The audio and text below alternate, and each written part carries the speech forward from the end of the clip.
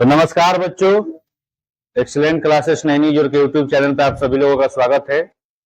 आज ऑब्जेक्टिव का जो सेकंड सीरीज है 10 क्लास का, इसका ऑब्जेक्टिव हम लोग आज करने वाले हैं। तो चलिए ऑब्जेक्टिव की शुरुआत करते हैं।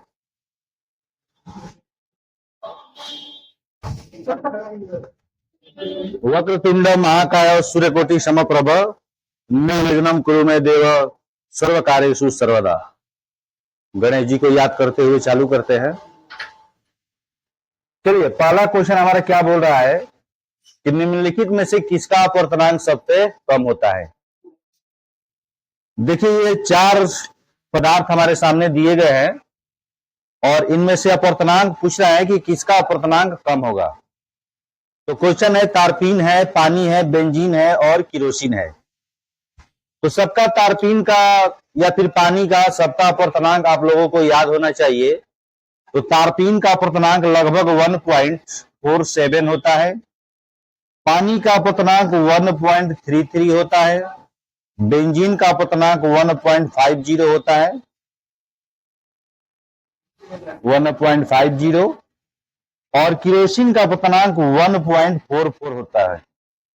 तो आप देख सकते हैं किसका अपवर्तनांक सबसे कम है। तो सबसे कम है पानी का। तो हमारा कौन सा आंसर होगा? B number. तो ठीक है, चलिए जल्दी से नोट कीजिए। अब हम बढ़ते हैं अपने अगले क्वेश्चन की तरफ। Question number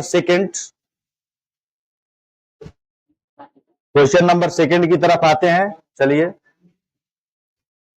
question number second क्या कर रहा है कि एक प्रकाश किरण एक समतल दर्पण पर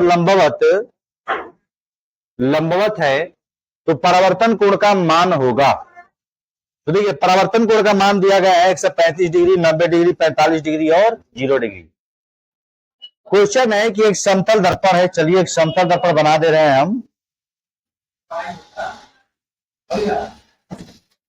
ये हमारा एक समतल दर्पण है और इस समतल दर्पण पर कोई प्रकाश की किरण ऐसे लंबवत आ रही है 90 डिग्री के कोण पर। तो देखिए, जब समतल दर्पण पर कोई प्रकाश किरण लंबवत आपतित होती है, उस स्थिति में जो हमारा आपतन कोण होगा वह आपतन कोण का मान 0 डिग्री होगा। 0 डिग्री क्यों होगा? क्योंकि आपतन कोण आपतित किरण और अभिलंब के बीच का बना कोण होता है। तो आपतित किरण सीधे अभिलंब के समांतर ही आपतित हो रही है, इसलिए यहां पर जो अपवर्तन कोण का मान होगा 0 डिग्री होगा। और परावर्तन के नियम से आपतन कोण परावर्तन कोण के बराबर होगा, अर्थात R बराबर भी क्या होना चाहिए? 0 डिग्री होना चाहिए। तो इधर किरण 0 डिग्री के कोण पर आपतित हो रही है, तो 0 डिग्री के कोण पर ही परावर्तित हो जाएगी, अर्थात परावर्तन कोण का मान कितना होगा? तो डी इसका आंसर होगा 0 डिग्री। तो ये हमारा दूसरा क्वेश्चन का आंसर है, परावर्तन कोण का मान 0 डिग्री होगा। अब नेक्स्ट क्वेश्चन की तरफ, क्वेश्चन नंबर 3 देखते हैं। क्वेश्चन नंबर 3 बोल रहा है कि अवतल लेंस द्वारा प्राप्त प्रतिबिंब होता है। तो अवतल लेंस द्वारा कैसा प्रतिबिंब हमको प्राप्त होता है? ऑप्शन दिया है, छोटा, सीधा, आभासी, इनमें से सभी। तो देखिए, इसका आंसर जो होगा, इसका आंसर डी होगा, इनमें से सभी होगा। क्यों? क्योंकि अवतल लेंस जो होता है, एक मिनट, अवतल लेंस, दर्पण नहीं, अवतल लेंस है, ठीक है। तो अवतल लेंस के द्वारा जो बना प्रतिबिंब है, अवतल लेंस की बात की जा रही है, तो अवतल लेंस द्वारा जो बना प्रतिबिंब है, पहली बात कैसा होता है भाई? आभासी होता है, क्योंकि अवतल लेंस जो है वह वास्तविक प्रतिबिंब नहीं बनाता है, यह आभासी प्रतिबिंब बनाता है। तो आभासी तो होगा ही, और आभासी प्रतिबिंब क्या होता है? सीधा होता है, ठीक है। और अवतल लेंस है, तो अवतल लेंस जो प्रतिबिंब बनाता है कभी भी बड़ा प्रतिबिंब नहीं बनाता है। कैसा बनाता है? छोटा बनाता है। तो इसका मतलब कि इसमें से सभी ऑप्शन मिल रहा है। अवतल लेंस है, आभासी प्रतिबिंब बनाता है, आभासी प्रतिबिंब सीधा होता है, और अवतल लेंस हमेशा छोटा प्रतिबिंब बनाता है। तो हमारा कौन सा आंसर होना चाहिए? ये डी नंबर, अर्थात इनमें से सभी, डी होगा। अब चलिए नेक्स्ट क्वेश्चन की तरफ बढ़ते हैं। क्वेश्चन नंबर 4, वायु में अभिसारी लेंस है, वायु में अभिसारी लेंस है, क्या है भाई?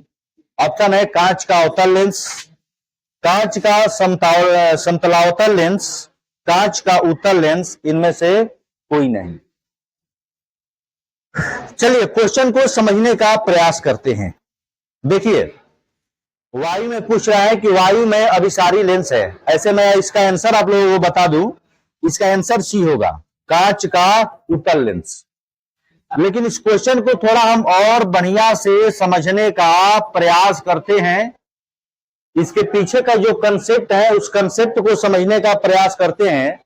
अब देखिए जो हमारा अभिसारी लेंस है यह किस चीज का बना होता है? कांच का। और कांच का जो अपवर्तनांक होता है, कांच का अपवर्तनांक औसतन 1.50 माना जाता है। औसतन की बात मैं कर रहा हूं क्योंकि कांच भी कई प्रकार के होते हैं, फ्लिंट कांच है, क्राउन कांच है, पिघला हुआ क्वार्टज है, कई प्रकार का कांच है। उसका अपवर्तनांक जो है, अपवर्तनांक का एक लिमिट होता है, उस लिमिट को ध्यान में रखते हुए कांच के अपवर्तनांक को औसतन मान लिया जाता है। कितना है भाई? 1.50। अब इस अपवर्तनांक वाले अभिसारी, यह एक अभिसारी लेंस है, इस अभिसारी लेंस जो कांच से बना हुआ है जिसका अपवर्तनांक 1.50 है, अब इस अभिसारी लेंस को, अभिसारी लेंस मतलब कि उत्तल लेंस है, इस उत्तल लेंस को हम लोग रखे हुए कहां पर? हवा में। तो हवा का अपवर्तनांक कितना होता है? हवा का अपवर्तनांक लगभग 1.003 होता है। तो आप देख सकते हैं यह कांच का अपवर्तनांक है, कांच, यह कांच का अपवर्तनांक है 1.50 लगभग है यह भी, और इसी कांच से बनाया गया है यह लेंस। और यह लेंस जो है कहां रखा गया है? हवा में। और हवा का अपवर्तनांक कितना है? 1.003। इस स्थिति में क्या होता है कि जो यह लेंस है यह प्रकाश की किरणों को, जो प्रकाश की किरण है मुख्य अक्ष के समांतर जाएगी, उसको एक बिंदु पर यह फोकसित करने का काम करेगा। कोई भी प्रकाश की किरण जाएगी, इसको यह क्या कर देगा? एक बिंदु पर फोकसित करेगा, यहां पर फोकसित कर देगा। अर्थात यह लेंस, यह जो है, यह जो कांच है अभिसारी लेंस, किस तरह व्यवहार करेगा? एक उत्तल लेंस की तरह। लेकिन इसमें कंसेप्ट क्या है? कंसेप्ट यह है कि इसी अभिसारी लेंस को, जिसका अपवर्तनांक कितना है? 1.50, किसी ऐसे माध्यम में रख दिया जाए, किसी ऐसे तरल पदार्थ में रख दिया जाए जिसका अपवर्तनांक 1.50 से क्या हो? अधिक हो। समझना इसको। अभी जो कांच है इसको हमने हवा में रखा है, इसके आसपास का माध्यम क्या है? हवा है। और हवा का अपवर्तनांक इस कांच के अपवर्तनांक से क्या है? कम है। अब इस लेंस को, जो अभिसारी लेंस है, इस अभिसारी लेंस को हम लोग किसी ऐसे माध्यम में लेके जाए जिसका अपवर्तनांक कांच के अपवर्तनांक से ज्यादा है। जैसे एग्जांपल में मान लो इसको हम लोग किसी ऐसे माध्यम में लेके गए जिसका अपवर्तनांक 1.96 है, समझने के लिए पकड़ लेते हैं। उस स्थिति में क्या होता है कि जो अभिसारी लेंस है यह उत्तल लेंस की तरह व्यवहार नहीं करेगा। उस स्थिति में यह अभिसारी लेंस अवतल लेंस की तरह क्या करेगा? व्यवहार करेगा। है अभिसारी लेंस, लेकिन यह उत्तल लेंस की तरह व्यवहार न करके कैसा व्यवहार करेगा? अवतल लेंस की तरह। ठीक है ना? इस कंसेप्ट को समझना है। वही पूछ रहा है कि वायु में अभिसारी लेंस है, क्या है भाई? वायु में अभिसारी लेंस। तो वायु के लिए अपवर्तनांक यह है, कांच का अपवर्तनांक यह है, तब वायु में यह कैसा व्यवहार करेगा? कांच के उत्तल लेंस की तरह। ठीक है? तो इसके पीछे का जो कंसेप्ट है वो आप लोगों को समझ में आ गया होगा। चलिए अगले क्वेश्चन की तरफ बढ़ते हैं। क्वेश्चन नंबर 5, प्रकाश की किरणों को मोड़ने की क्षमता को क्या कहते हैं? प्रकाश की किरणों को मोड़ने की जो क्षमता होती है उसको कहा जाता है लेंस की क्षमता, लेंस की क्षमता या फिर लेंस की शक्ति। तो हमारा ये आंसर होगा कि प्रकाश की जो किरणें हैं वह एक माध्यम से या फिर दूसरे माध्यम में जाती है या फिर किसी लेंस से होकर गुजरती है। तो जो लेंस की मुड़ने की क्षमता होती है, ठीक है ना। जो किरणों को मुड़ने की क्षमता होती है उसी को हम लोग लेंस की क्षमता या फिर शक्ति कहते हैं। चलिए नेक्स्ट क्वेश्चन की तरफ। 6 नंबर, निर्देशांक चिन्ह परिपाटी में सभी दूरियां मापी जाती हैं। ये निर्देशांक चिन्ह परिपाटी में आप लोग पढ़े होंगे कि निर्देशांक चिन्ह परिपाटी में सभी दूरियां कहां से मापी जाती हैं? हाँ, दर्पण के ध्रुव से मापी जाती है। चलिए बहुत बढ़िया। 7 नंबर क्वेश्चन देखते हैं। तो 7 नंबर क्वेश्चन क्या बोल रहा है कि किसी समतल दर्पण द्वारा, अब किसी समतल दर्पण द्वारा आवर्धन होता है। तो देखिए समतल दर्पण है, समतल दर्पण द्वारा बना आवर्धन क्या होगा? ऑप्शन है +1 होगा, 0 होगा, -1 होगा या फिर इनमें से कोई नहीं। तो समतल दर्पण द्वारा पहला नंबर जो बना प्रतिबिंब है वह प्रतिबिंब आभासी होता है। और कभी भी यदि प्रतिबिंब आभासी हो तो आभासी प्रतिबिंब के लिए जो आवर्धन का मान होता है वह m का मान क्या होता है? पॉजिटिव। यदि किसी भी वस्तु का आवर्धन प्लस में आ रहा है इसका मतलब कि वह जो प्रतिबिंब है उसका वह आभासी होगा, और यदि आवर्धन माइनस में आ रहा है तो उसका मतलब कि प्रतिबिंब क्या होगा भाई? वास्तविक होगा। तो चलिए देखते हैं ऑप्शन में पहला नंबर ये वाला, तो हमारा ऑप्शन होगा नहीं क्योंकि आवर्धन -1 में नहीं होगा। किसके लिए भाई? समतल दर्पण के लिए, क्योंकि समतल दर्पण हमेशा आभासी प्रतिबिंब बनाता है और आभासी प्रतिबिंब का आवर्धन हमेशा पॉजिटिव होता है, इसलिए -1 तो होगा नहीं। अब हमारे पास ये 2 ऑप्शन बचते हैं, ए नंबर और बी नंबर। इसका चेक करते हैं कि ये क्या हो सकता है भाई। तो चलिए प्रतिबिंब के, समतल दर्पण के लिए प्रतिबिंब का जो आवर्धन होगा वो m बराबर प्रतिबिंब की ऊंचाई h' बटा में वस्तु की ऊंचाई h। तब आवर्धन के समतल दर्पण के केस में क्या होता है कि जो h' है वह h के बराबर होगा। क्यों भाई? कि समतल दर्पण में बना प्रतिबिंब का आकार वस्तु के आकार के बराबर होता है, तो h' बराबर h होगा। इसलिए यदि हम m का मान यहां से निकाले तो h' नीचे भी हम h' ही लिख सकते हैं, h' कट जाएगा और क्या हो जाएगा? 1। और m बराबर क्या वैल्यू आएगा? तो m बराबर +1 आएगा, क्योंकि प्रतिबिंब का आवर्धन प्लस में आएगा तभी हमको आभासी प्रतिबिंब का मतलब एक संकेत मिलेगा कि हाँ भाई आभासी प्रतिबिंब बन रहा है। तो चलिए कौन सा आंसर होगा इसका? इसका आंसर होगा ए नंबर +1, अर्थात 7 का ए नंबर आंसर होगा। अगला क्वेश्चन 8 नंबर। 8 नंबर क्या कह रहा है? निम्नलिखित में से किस दर्पण द्वारा किसी वस्तु का आभासी प्रतिबिंब मिल सकता है? हमारे पास ये ऑप्शन है समतल दर्पण, उत्तल दर्पण, अवतल दर्पण, इनमें से कोई नहीं। पूछ रहा है कि किस दर्पण द्वारा वस्तु का आभासी प्रतिबिंब मिल सकता है। तो ध्यान देना, समतल दर्पण हमेशा क्या करता है? आभासी प्रतिबिंब बनाता है। उत्तल दर्पण द्वारा भी बना प्रतिबिंब क्या होता है? हमेशा आभासी ही होता है। और जो हमारा अवतल दर्पण है, अवतल दर्पण दोनों प्रकार का प्रतिबिंब बनाता है, आभासी भी और वास्तविक भी।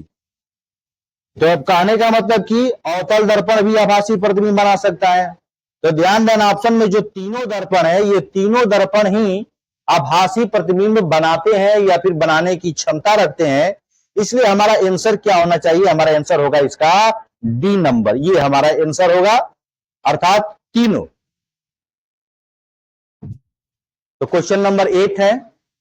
अगला क्वेश्चन 9 नंबर, आकाश का नीला रंग होना किस परिघटना का उदाहरण है? तो आकाश का नीला रंग होना ये हमारा आंसर होगा प्रकाश का परिकिरण। ठीक है ना, प्रकाश का परिकिरण।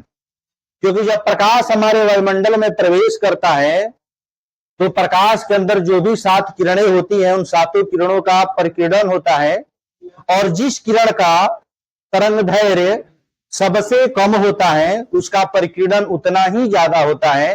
तो इस हिसाब से देखा जाए तो हमारा जो बैगनी रंग है या फिर जो नीला रंग है, जामुनी रंग है, इन रंगों का परिकिरण सबसे ज्यादा होता है, लेकिन हमारी आंख की जो देखने की संवेदना है वह नीले रंग की प्रति ज्यादा एक्टिव होती है, सक्रिय होती है।